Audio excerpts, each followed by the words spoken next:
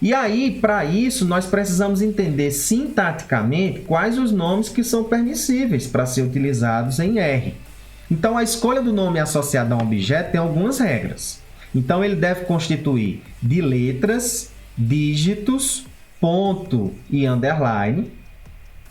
Temos que ter cuidado com o uso desse ponto, nós vamos mostrar isso mais à frente, porque existem algumas condições sintáticas em que esse ponto ele é utilizado para algumas coisas. Os nomes devem ser iniciados por uma letra ou ponto não seguido de número. Isto é, exemplo, essa condição sintática, dentre outras, elas não são permissíveis. Ela vai dar uma espécie de erro nesse sentido. Os nomes devem ser iniciados por uma letra ou ponto não seguido de número. Nesse sentido.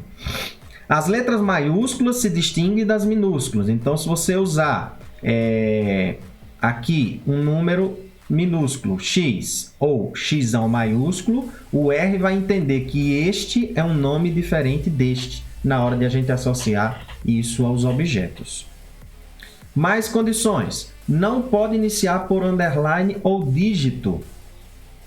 É retornado um erro no console caso isso ocorra. Não pode usar qualquer uma das palavras reservadas já pela linguagem R. Nesse caso, se a gente digitar essa linha de comando, nós vamos ver que toda vida, quando nós estivermos interessados em alguma função e iniciarmos com o símbolo da interrogação, abrirá numa das abas do R o que a gente chama o manual de ajudas do R para determinados comandos. E se você quiser saber quais são as palavras reservadas que existem no R, essas daqui são algumas delas, você vai verificar por meio desse comando aqui, tá? Que ele vai lhe mostrar quais as palavras reservadas. O que é que aqui está querendo dizer? Está querendo dizer que, por exemplo, se eu quisesse associar o nome true desse jeito que está com algum objeto, nos retornaria sintaticamente um erro. Por quê? Porque essa já é uma palavra reservada e não pode ser utilizada. Esses outros aqui são funções ou instruções de comandos básicos, que são os fluxos de controle, que também são palavras reservadas e que não podem ser utilizadas. Então, veja aqui o que acontece. Aqui eu tenho um string ou um caractere, em que esse caractere eu quero recuperá-lo pelo nome. Então, o que é que acontece aqui? Aqui houve a execução, simplesmente digitando isso no console e apertando Enter.